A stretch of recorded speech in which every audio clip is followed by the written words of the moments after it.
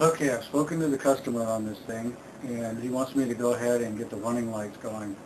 That includes the dash lights, the headlights, um, tail light, and the brake light.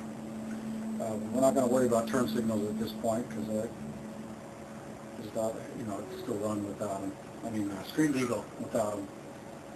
So we're going to open up this can of worms here and see what we can find as far as the electrical. First thing I noticed though is, take a look here, is you can see the bulb is kind of milky. It's definitely burnt out. So I'm going to pop that thing open next and see what it looks like inside. Okay, now to take this headlight off, this here is actually an adjustment screw, so you can see it right in that bezel like that. You don't really want to start turning it, but around the edge here, you have a screw, and somebody's put in a hex. Probably have that side right here. Oh, no, smaller. Gotta hurry. There it is. Put this one on. I like to keep my pieces together. And something that I found works really well, is because I happen to have some of these little French fry trays. We got them for the family for making quick meals in the microwave and whatnot. I grabbed some from the outside and make excellent little fart caddies. You can spray WD-40 in them and whatnot. Oh yeah, and a ball too, see that? Okay, get the other screw. And the washer's coming off with it. Now that, with a little bit of coaxing, should pop off, and it's coming. Get it off the top pieces here. Okay. This particular beam is a sealed beam, meaning you have to buy the whole thing in order to replace it. And I do have some aftermarkets that I recommend, that you can replace this bulb a lot more often, a lot easier, and it's a lot cheaper. So let's pull that thing off. First, we may still have to keep the bezel. We'll find out when we go online. Of course, you want to keep the bezel or something.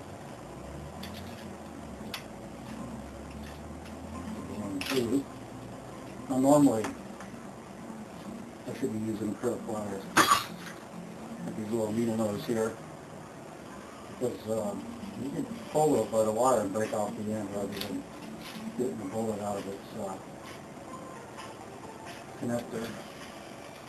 Just grab the back and I can plug them out. Won't ever have to worry about anything as far as breaking the connectors. Now, this piece here is interesting. I found that can be used for is, okay, get you in the shot here. This rubber cap on the back of the sealed beam, you can use it to lube your cables. You put your cable end in there with the thing sticking out, and then be able to spray in this hole here and allow it to funnel down through the cable. Works really good. I'll probably show you that in the future. Alright, that's the sealed beam off there. So I'm looking inside. It's pretty standard Honda, certain colors and whatnot. What I need to do is, look at a circuit diagram and find out what it is that each color controls, and then I can start checking my circuits. Alrighty. Okay. Taking the tail light off of this thing, and I've noticed some shenanigans going on back here. Looks like an aftermarket bulb holder and a stock holder, but they don't quite match up, so somebody tried to glue it, do some different things to it, so I'm going to see if I can get those better to fit. But the wires coming out are different colors than what should normally be there, and according to the wiring diagram, the green-yellow is your brake light. And it's going into brown, and what I'm showing brown being here on this bulb is ground. So, something's going on, somebody's been playing with it, so I got this thing here so you can see that there's just a pigtail sitting in there. Alright. Okay, back here on the electrical system, I got the pigtail here coming out from the stoplight.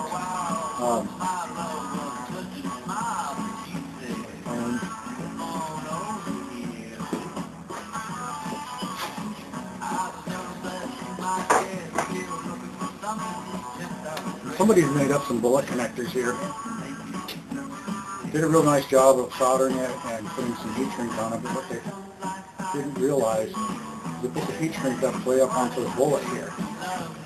And what that does is it cuts it off so that you can't get it seated very well inside the socket.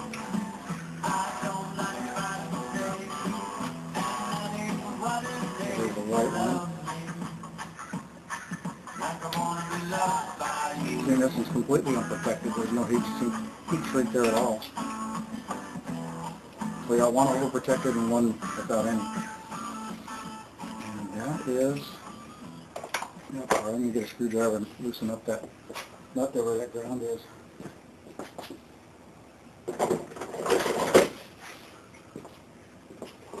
The next thing I'm going to be needing is my meter. So I want to test these circuits.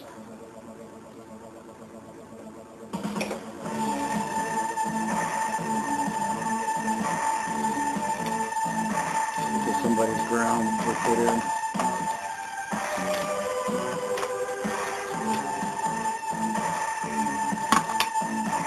It's a ground coming out.